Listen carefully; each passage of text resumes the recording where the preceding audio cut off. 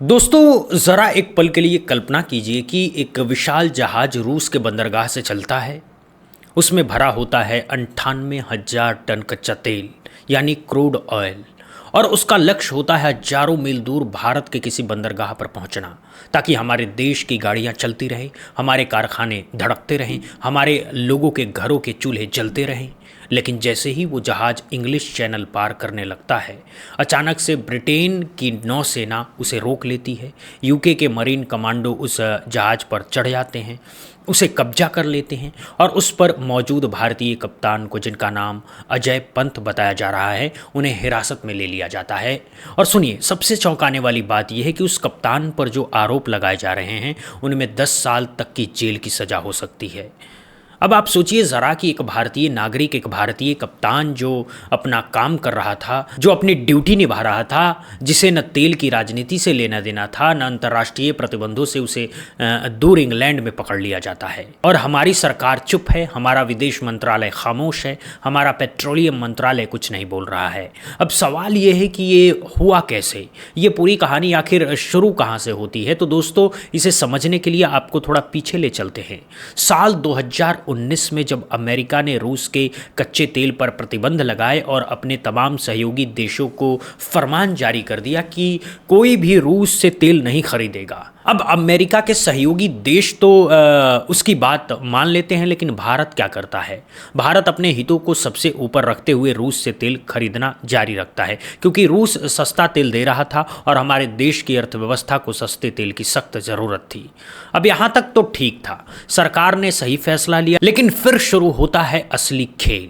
America को ये बात बिल्कुल नहीं भाई कि भारत उसकी बात क्यों नहीं मान रहा है। तो अमेरिका ने अपना नया हथियार निकाला और वो हथियार था टैरिफ, यानी कि अतिरिक्त शुल्क। ट्रंप साहब ने भारतीय उत्पादों पर 50% तक का अतिरिक्त टैक्स ठोक दिया। फिर थोड़ी बातचीत हुई, कुछ झूठी मुस्कुराहटें हुई, फिर कुछ नकली गले मिलना हुआ और टैरिफ 25% पर आ गया।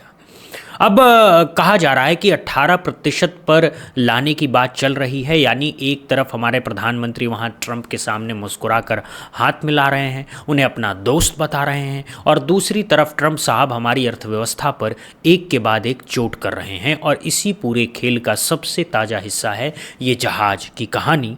अब आइए समझते हैं कि असल में ये हुआ क्या। यूके के प्रधानमंत्री ने खुद ये जानकारी दी है कि उन्होंने बताया कि रूस से 98,000 टन कच्चा तेल लेकर के एक जहाज़ इंग्लिश चैनल पार कर रहा था और उसका गंतव्य भारत बताया जा रहा है। इस जानकारी को सबसे पहले प्रकाशित किया गार्डियन अखबार ने, और जैसे ही ये खबर सामने आई, पूरी दुनिया में हड़कंप मच गया। अब मैं आपसे एक सीधा सवाल पूछता हूँ कि भारत क्या खरीदेगा, क्या नहीं खरीदेगा, ये कौन तय करेगा? भारत की सरकार तय करेगी, भारत की संसद तय करेगी, भारत के 140 करोड़ लोग तय करेंगे, या फिर अमेरिका तय करेगा? अमेरिका हमारा बाप है क्या? अमेरिका हमारा मालिक है क्या, जो उसके फतवे जारी करने से हमारे देश की विदेश नीति बदल जाए? लेकिन हो यही रहा है दोस्तों। अमेरिका दरोगा बना बैठा है दुनिया का।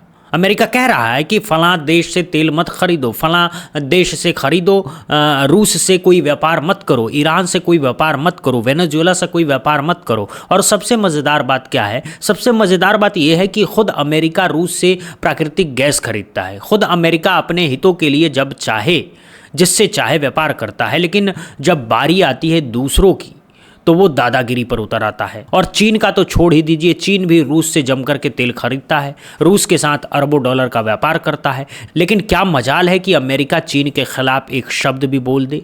क्यों? क्योंकि चीन के पास पैसा है, चीन के पास ताकत है, चीन के पास वो रीढ़ की हड्डी है जो हमारी सरकार के पास नहीं है। अमेरिका को पता है कि अगर उसने चीन पर ज़्यादा दबाव बनाया तो चीन उसे उल्टा जवाब दे देगा। लेकिन भारत क्या करेगा? भारत तो चुपचाप सुन लेगा, भारत तो पर्ची पढ़ करके बोल देगा, भारत तो हाथ जोड़ करके खड़ा हो जाएगा। और यही हमारी सबसे बड़ी कमजोरी बन गई है। अब इस पूरे मामले में सबसे हास्यास्पद बात क्या है? सबसे हास्यास्पद बात यह है कि प्रतिबंध लगाए अमेरिका ने, आरोप लगाया अमेरिका ने, और कार्रवाई कौन कर रहा है?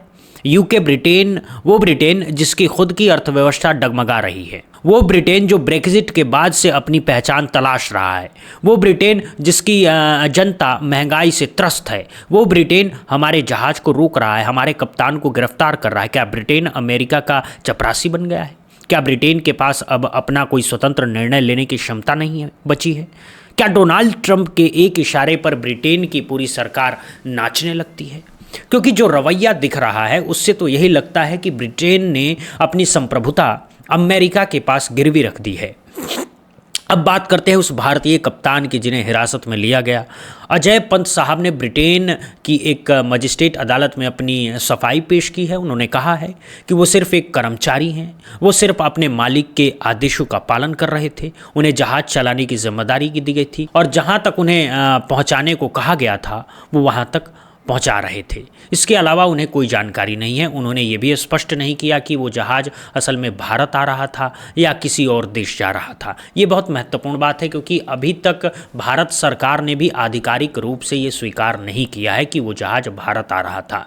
यानी पूरी कहानी अभी धुंधली है, पूरी कहानी में अभी कई सवाल है। लेकिन ब्रिटेन ने बिना कुछ साबित किए, बिना कोई पुख्ता सबूत दिए हमारे जहाज़ को रोक लिया, हमारे नागरिक को बंदी बना लिया और अब उस पर 10 साल की सजा का डर दिखाया जा रहा है। क्या यही अंतर्राष्ट्रीय कानून है? क्या यही न्याय है? क्या यही वो लोकतांत्रिक मूल्य है जिसकी दुहाई पश्चिमी देश दिन रात देते रहते हैं? जब अपनी बारी आती है तो ये कानून, लोकतंत्र, मानवाधिकार सब भूल जाते हैं और जब हमारी बारी आती है तो हमें भाषण दिया जाता है कि देखो ये करो, वो मत करो। अब आइए एक और महत्वपूर्ण पहलू पर बात करते हैं, वो है शैडो फ्लीट का मुद्दा। यूके सरकार आरोप लगा रही है कि भारत एक शैडो फ्लीट यानी कि छुपी हुई जहाज़ों की बेड़ी के जरिए रूसी तेल मंगवा रहा है। अब शैडो फ्लीट क्या होता है? शैडो फ्लीट का मतलब होता है कि ऐसे जहाज़ जो अपनी असली पहचान छुपाते हैं, अपना झंडा बदल लेते हैं, अपने मालिक के नाम छुपा लेते हैं और इस तरह प्रतिबंधों से बचते हुए तेल का व्यापार करते रहते हैं। अब अगर सच में भारत ऐसा कर रहा है तो ईमानदारी से कहूँ तो इसमें कोई बुराई नहीं है। हाँ, बिल्कुल कोई बुराई नहीं है, क्योंकि कौन सा ऐसा देश है जो आज रूस से तेल नहीं खरीद रहा है?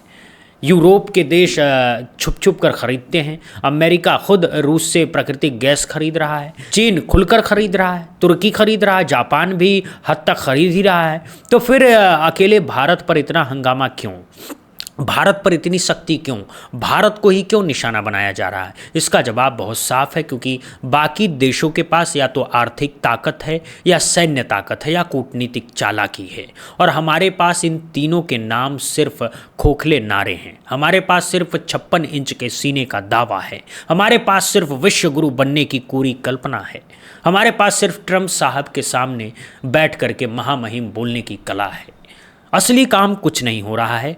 अब आपको एक और बात बताता हूं जो बहुत महत्वपूर्ण है। अगर ये पूरी घटना सच है, अगर भारत वाकई रूस से तेल मंगवा रहा था, तो भारत सरकार को इस बात पर शर्मिंदा होने की कोई ज़रूरत नहीं है। उल्टा भारत सरकार को छाती ठोक करके कहना चाहिए कि हाँ, हम रूस से तेल खरीद रहे हैं, क्योंकि ये हमारा हक है। हमें अपने 140 करोड़ नागरिकों के हित देखने हैं, हमें अपनी अर्थव्यवस्था चलानी है, हमें सस्ता ईंधन चाहिए और कोई हमें ये नहीं बता सकता है कि किससे क्या खरीदें। ये हमारी संप्रभुता का सवाल है, ये हमारी आज़ादी का सवाल है, ये हमारी आत्मसम्मान का सवाल है। लेकिन हमारी सरकार क्या कर रही है? हमारी सरकार चुपचाप है, पूरी तरह से चुपचाप है, जैसे कुछ हुआ ही नहीं, जैसे हमारा कोई नागरिक विदेश में बंदी नहीं बनाया गया, जैसे हमारी कोई संपत्ति विदेश में जब्त नहीं की गई, जैसे हमारी कोई गरिमा ही नहीं है। अब आप मुझे बताइए कि अगर यही घटना चीन के साथ हुई होती तो क्या होता? अगर ब्रिटेन ने चीन का कोई जहाज़ इस तरह रोका होता तो चीन क्या करता?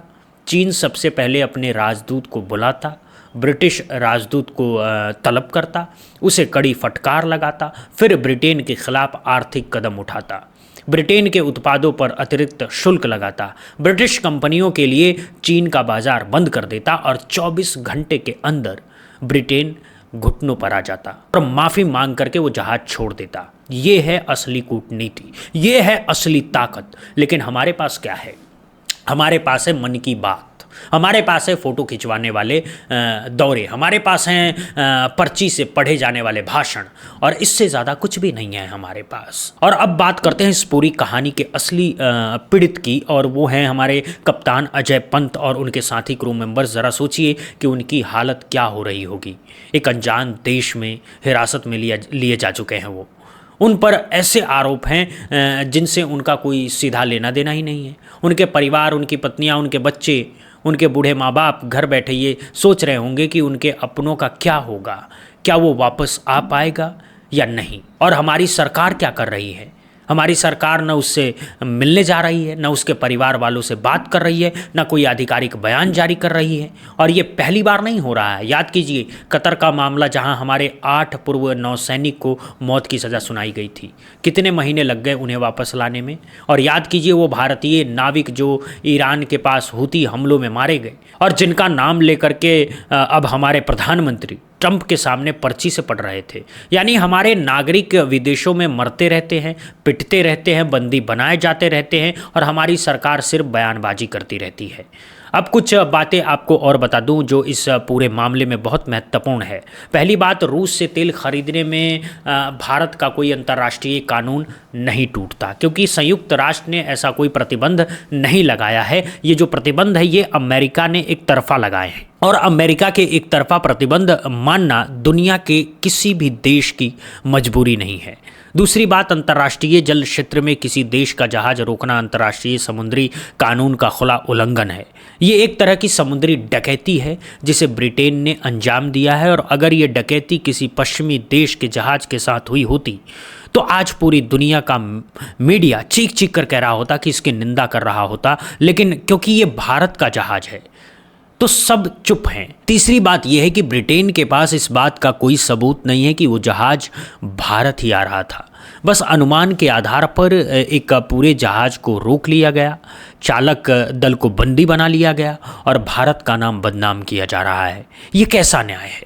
अब आखिर में एक बहुत बड़ा सवाल कि इस पूरे मामले में हमारी सरकार करेगी क्या? क्या हमारी सरकार ब्रिटेन के सामने डटकर खड़ी होगी? क्या हमारी सरकार कहेगी कि हाँ, हम रूस से तेल खरीदते हैं और ख़रीदते रहेंगे और इसमें किसी की दखलंदाजी हम बर्दाश्त नहीं करेंगे? या फिर हमारी सरकार वही करेगी जो वो हमेशा करती आई है, यानी चुप्पी साध लेगी, कुछ बयानबाजी कर देगी, कुछ औपचारिक बातें कर देगी और मामला रफा दफा हो जाएगा? क्योंकि अगर हमारी सरकार चुप रहती है तो इसका सीधा मतलब होगा कि हम कमज़ोर हैं, हम डरपोक हैं, हम अमेरिका के सामने हाथ जोड़कर खड़े होने वाले देश हैं, और ब्रिटेन जैसा देश भी हमारी आंखों में आंखें डाल करके हमें धमका सकता है। दोस्तों, ये जो स्थिति बनी है ये अचानक नहीं बनी है, ये पिछले कई सालों की उस विदेश नीति का नतीजा है जिसमें हम सिर्फ दिखावे पर ध्यान दे रहे हैं, जिसमें हमारे प्रधानमंत्री विदेश यात्राओं पर तो जाते रहे, जहां बड़े बड़े स्टेडियमों में भाषण देते रहे, जहां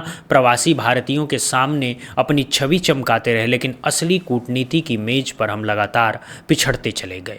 हम न तो रूस के साथ अपने पारंपरिक रिश्तों को मजबूत रख पाए, ना ही अमेरिका के साथ बराबरी का रिश्ता बना पाए, और हम न तो चीन को संभाल पाए, ना ही पाकिस्तान को कूटनीतिक रूप से अलग थलग कर पाए। और इसी का नतीजा है कि आज एक छोटा सा द्वीप देश ब्रिटेन भी हमें आंख दिखाने की हिम्मत कर रहा है। तो दोस्तों, समय आ गया है कि हम जागें, समय आ गया है कि हम अपनी सरकार से जवाब मांगे, समय आ गया है कि हम पूछें कि साहब, अगर आप विश्व गुरु हैं तो हमारे नागरिक विदेशों में क्यों पिट रहे हैं?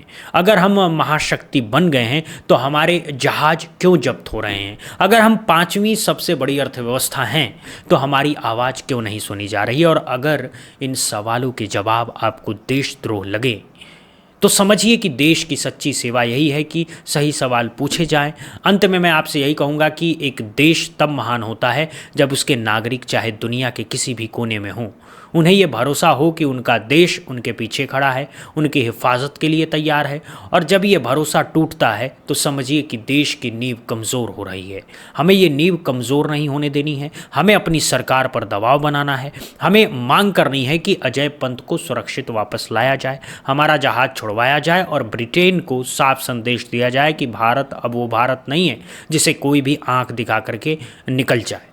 अगर ये बात आपको सही लगी हो, अगर ये सवाल आपके मन में भी उठ रहे हों, तो इस वीडियो को आगे ज़रूर शेयर कीजिए, क्योंकि जब आम जनता बोलेगी तभी सरकार के कानों तक आवाज़ पहुंचेगी, और जब आवाज़ पहुंचेगी तभी कुछ बदलेगा। कमेंट सेक्शन में अपनी राय ज़रूर बताइएगा कि आप इस पूरे मामले पर क्या सोचते हैं। क्या भारत को रूस से तेल खरीदना चाहिए? क्या ब्रिटेन की ये कार्रवाई जायज़ है? और सबसे महत्वपूर्ण सवाल कि हमारी सरकार को क्या करना चाहिए। मिलते हैं ऐसे ही एक और महत्वपूर्ण मुद्दे पर एक और सच्ची बेबाक चर्चा के साथ। तब तक के लिए जागते रहिए, सोचते रहिए और सवाल पूछते रहिए। धन्यवाद।